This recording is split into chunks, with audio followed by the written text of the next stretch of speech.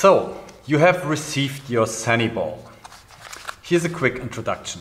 To open the package, simply pull where indicated. And in the package you will find the refiller, of course, the SaniBall and the necklace. To take the refiller out, simply pull it gently. And to take the ball out, pull the necklace with it, like this. And basically you're ready to go. The necklace, by the way, is connected to the ball magnetically and makes this beautiful sound when deattaching. And this way you can also connect the SaniBall to anything else magnetic, for example, like your keychain. To refill the ball, because it's delivered empty at first, simply take the refiller, push it into the ball.